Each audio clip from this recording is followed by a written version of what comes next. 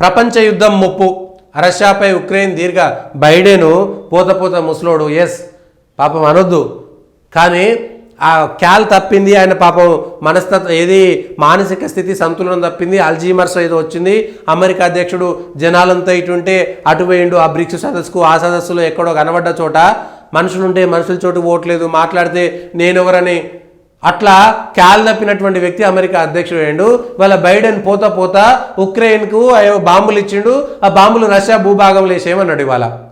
ఇవాళ Europe countries, NATO countries, ప్రపంచ దేశాలన్నీ ఉనికిపోతున్నాయి. ఇవాళ ఏం లాభం? ఇవాళ గిట్లా ఉంటే దేశాధినేతలు దేశాలు ఏం చేస్తున్నారు? ఇవాళ ఒకవైపు మోడీ ఏమో ప్రపంచ శాంతి, ఉగ్రవాదం వద్దని చెప్తుంటే, ఉగ్రవాదం పేరు మీద, యుద్ధాల పేరు మీద గత 40-50 సంవత్సరాలుగా ప్రపంచంలో ఎంతమంది చచ్చిపోయారో ఒకసారి ఆలోచిద్దాం రండి. ఉగ్రవాద దాడుల వల్ల ఉగ్రవాదులను అరికట్టడం కోసం ఎందుకు వచ్చినాయి? ఉగ్రవాదం ఎవరి కోసం వచ్చింది? ప్రపంచంలో ఉగ్రవాదులు ఎవరు? ఒకసారి ఆలోచిద్దాం రండి. ఉగ్రవాదాన్ని పెంచి పోషిస్తున్నటువంటి వాళ్ళు ఎవరు? ఒక్కసారి ఆలోచిద్దాం రండి. ఉగ్రవాదానికి మద్దతు ఇస్తున్నటువంటి వాళ్ళు ఎవరు? ఒక్కసారి ఆలోచిద్దాం రండి. ఆ ఉగ్రవాదాన్ని రక్షించడం కోసం దేశాలు నాశనం అయిపోతున్నాయి. అది ఆల్-ఖైదా కావచ్చు, ఐసిస్ కావచ్చు, హెజ్బుల్లా కావచ్చు, హమాస్ కావచ్చు, హౌతీలు కావచ్చు, ఐఎస్ఐ తీవ్రవాదులు కావచ్చు, ఏ కారణం చేత అయినా ఇవాళ మనుషులు బ్రతకలేనటువంటి పరిస్థితికి ఎందుకు పోతుందంటే, మొట్టమొదటిది ఉగ్రవాదం, తర్వాత సామ్రాజ్యవాదం అంతా ముందుందేమో. ఒకటో యుద్ధం ప్రపంచ యుద్ధం, రెండవ ప్రపంచ యుద్ధం పక్కన పెడితే ఆ తర్వాత ఉగ్రవాదాన్ని, కమ్యూనిజందే అత్యధికంగా ప్రపంచంలో మనుషులు చచ్చిపోయింది. మత కల్లోలాలైనటువంటి ఉగ్రవాదాలు సృష్టించింది.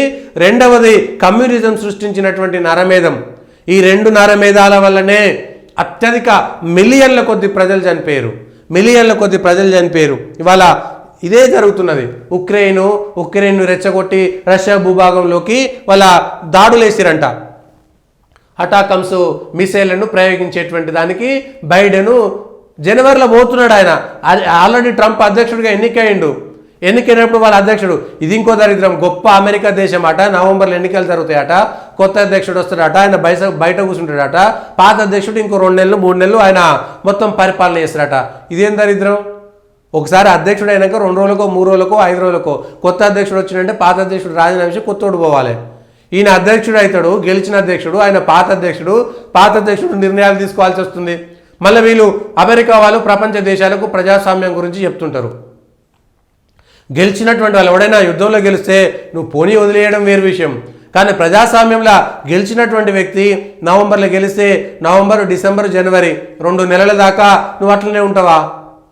2 నెలలు ఇంకా పాత అధ్యక్షుడు ఉంటాడా? ఇవాళ బైడెన్ పచ్చ జెండా ఊపుతాడా? ప్రపంచ యుద్ధం వస్తుందని నాటో దేశాలు వణుకొస్తున్నాయంట. ప్రపంచ యుద్ధం, ఈ ప్రపంచ యుద్ధాలు ఎక్కడికి వస్తున్నాయి? ఏమొస్తున్నాయి? ఏం జరుగుతున్నది? ఉక్రెయిన్ జనాభా 1 కోటి తగ్గిపోయిందంట.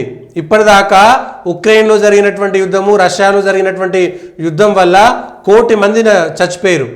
1 కోటి మంది అంటే 1000 రోజులు అవుతుంది రష్యా ఉక్రెయిన్ మధ్య యుద్ధం వచ్చి. ఇప్పటిదాకా 1000 రోజుల్లో 60 లక్షల మంది పక్కకు వెళ్ళిపోయారు. 1 కోటి మంది జనం తగ్గిపోయారు. ఉక్రెయిన్ నుంచి 60 లక్షల మంది శరణార్థులుగా వెళ్ళిపోయారు. 2 లక్షల మంది ఉక్రెయిన్ సైన్యము, 2 లక్షల మంది రష్యా సైన్యం చచ్చిపోయారు. 4 లక్షల మంది అక్కడ, 4 లక్షల మంది ఇక్కడ బతకలేక సావలేక మంచాల మీద పడి ఉన్నారు. ఏం సాధించింది యుద్ధం?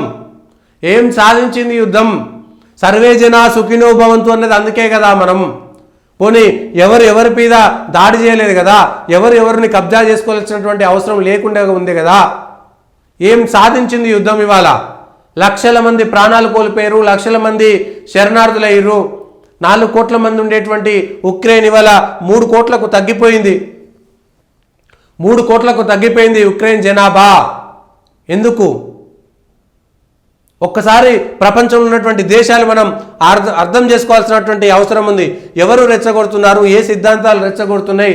ఏ సామ్రాజ్యవాదం ఉంది? ఏ ఉగ్రవాదం ఉంది?